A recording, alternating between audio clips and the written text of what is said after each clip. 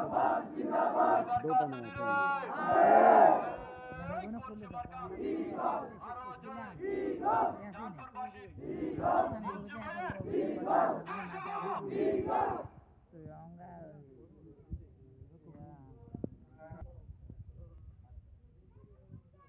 আমি বেশি কথা না বলি, কারণ আমাদের অনেকগুলা আরো মানববন্ধন বাকি আছে। এখন যে নির্বাচনটা আসছে, এই নির্বাচনটা কেন আসছে? নির্বাচনটা হওয়ার কথা আরো পরে, না? নির্বাচনটা এই কারণে আসলো, আমরা একটা গণ অভ্যুত্থান করে একটা ফ্যাসিস্ট সরকার, যারা আমাদের অধিকার কেড়ে নিয়েছিল, যারা আমাদের লাখ লাখ কোটি কোটি টাকা, লাখ কোটি টাকা পাচার করে ফেলছে, আমাদের ব্যাংকগুলো কি হয়ে গেছিল? দেউলিয়া হয়ে গেছে। আমাদের দেশে গুম খুন এমন পর্যায়ে বসছে যে বিরোধী দলের কোন রাজনৈতিক অস্তিত্ব ছিল না। বিরোধী দলের নেতা বললে জেলে যেত। বিএনপি, জামাত, এবি পার্টি, আরো যত দল আছে, খেলাফত, হেফাজত, সবাইকে ধরে ধরে কি করা হয়েছে? জেলে ঢোকানো। এরকম পরিস্থিতিতে দীর্ঘ 15 বছর আন্দোলন করে আমরা সেই ফ্যাসিস্ট সরকারকে আমরা হটাইছি। হটানোর পরে আমরা চাইছি যে দেশটা একটা শান্তি জায়গায় আসুক। কি বলেন?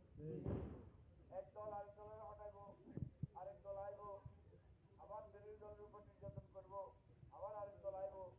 এইভাবে তো আমাদের প্রায় 55টা বছর কাটে। আমরা যেটা বলি, একটা দেশ একটা জায়গায় থাকে, সেই জায়গাটা থেকে আস্তে আস্তে এটা উন্নত হয়। উন্নতি হলে এই দেশের অর্থনীতি বাড়ে, সমৃদ্ধি বাড়ে। এখনো আমরা অবাক হই যে আমরা এখন গণসংযোগ করতে আসি, ভালোভাবে দেখছি, অন্য সময় হয়তো অতভাবে দেখার সুযোগ হয় না। রাস্তা এখনো ভাঙ্গা ইট, রিক্সা চলা যায় না, হাঁটতে হয়, এরকম আছে। ফেনী পৌরসভা আমি অবাক হয়ে গেছি, এমন রাস্তাও আছে ঢোকা মানুষ অন্তর্ভুক্ত হাঁটতে পারে না, এরকম রাস্তাও আছে।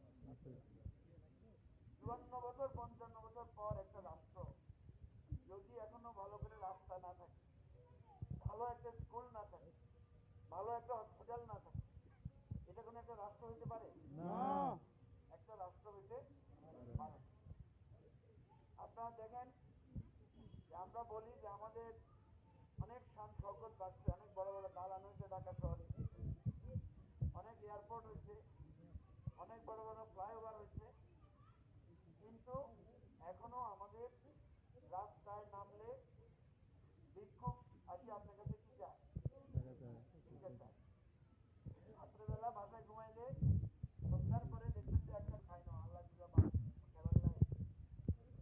খাবার দেন, কয় কিনা?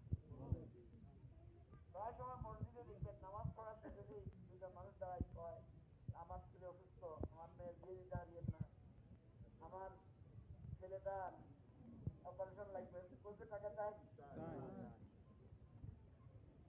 এইগুলোর 50 বছর আগে চাইতো না? চাইতো না? 50 বছর আগেও চাইতো, এখনো এখনো ফেনী রেল স্টেশনে, এই শহরের বিভিন্ন ফুটপাতে, ফেনী টাউনে রাস্তার উপরে মানুষ ঘুমায় না।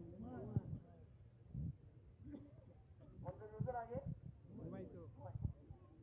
50 বছর আগে মসজিদে স্যান্ডেল জুতো চুরি হতো। হ্যাঁ,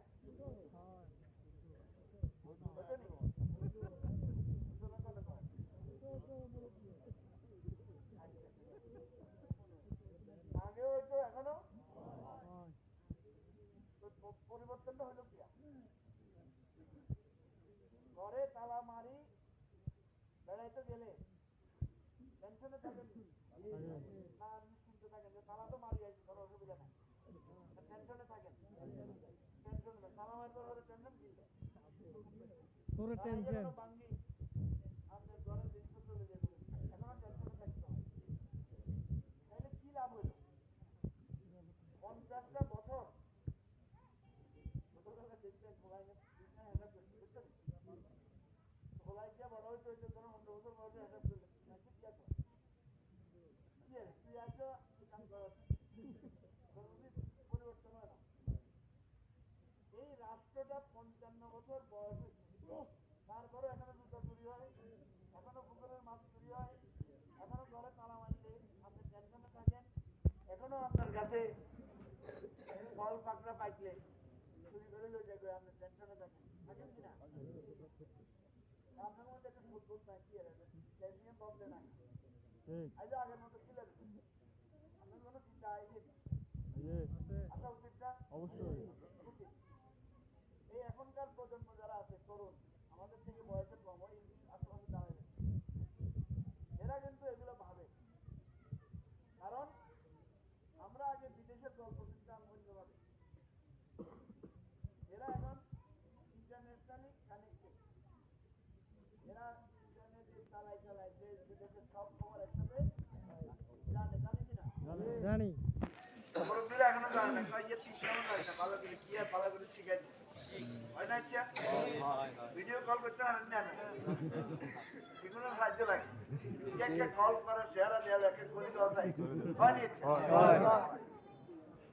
তাহলে যুগের পরিবর্তন হয়েছে, এখনকার তরুণরা ভাবতেছে যে না, আমাদের ওই রাষ্ট্র এভাবে থাকলে চলবে না।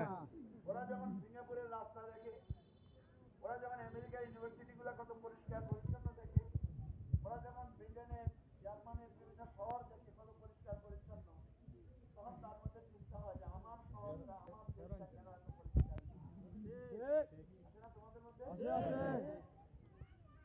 সেই জন্য তাদের মধ্যে রাগ জন্ম হয়, ক্ষোভ জন্ম হয়, ওরা আমাদেরকে দায়ী করে, তারা এত বছর ধরে কি আছে। এই জন্য তরুণ এবং প্রবীণদের মধ্যে পার্থক্য তৈরি হয়, দেখে চিন্তা চেতনা ওরা অনেক অ্যাডভান্স। তাহলে এই দেশটাকে আমরা একটা শান্তিপূর্ণ শান্তির দেশে পরিণত করতে পারলাম না। কেন পারলাম? দুর্নীতি। আমাদের দেশের বাজেট এখন অনেক বাড়ছে না? আমাদের বাজেট কত জানেন? এক বছরে, গত বছরে বাজেট হচ্ছে 8 লক্ষ কোটি টাকা। আমাদের 18 কোটি মানুষকে 8 লক্ষ কোটি দিয়ে বাদ দিলে একজনের বাজে পড়ে প্রায় 40,000 টাকা। বুঝলেন? এখানে আমাদের প্রত্যেক বড় ছোট কুচিয়া বুড়া যা আছে প্রত্যেকের মাথা পিছু বাজেট কত? 40,000 টাকা। এখন কারোর নিচে আপনি 40,000 টাকা আইটেন, গত বছর তো গেছে আইটেন 40,000 টাকা। 40,000 টাকা কি আমরা আসলে দেন সরকার? বিভিন্ন ভাবে আপনি ফ্যাসিলিটি পান, এই যে রাস্তা করে, এই যে হসপিটালে বিনা পয়সা ওষুধ দেয়, যে শিক্ষায় যে আপনি প্রস্তুতি পান, আপনার যে রাস্তায় ড্রেন করে দেয়, আপনার যে সরকার যে সাহায্য করে, এগুলো কোথায় করে? আপনার আমার বাজেট থেকে, বরাদ্দ থেকে করে। এখন আপনার বাড়ির রাস্তা যখন ঠিক হয় না, আপনার ইলেকট্রিসিটি বিদ্যুৎ যখন আপনি পান না, আপনার ড্রেন যখন ভালো করে জাম হয়ে যায়, পানি উঠে বন্যা হয়, তখন আপনি কি জিজ্ঞেস করেন যে আমার যে 40,000 টাকা আমার নামে বরাদ্দ ছিল, আমি আমার পানির গুলার কি রাস্তা ঠিক করবো না? কেন জিজ্ঞেস?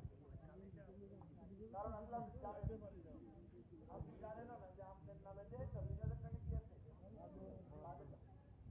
তাহলে আমাদেরকে মনে রাখতে হবে, এই রাষ্ট্রের অনেক কিছু আমরা জানি না বলে কিছু খারাপ লোক ক্ষমতায় বসে আমাদের নাম করে তারা টাকাগুলা কি করে?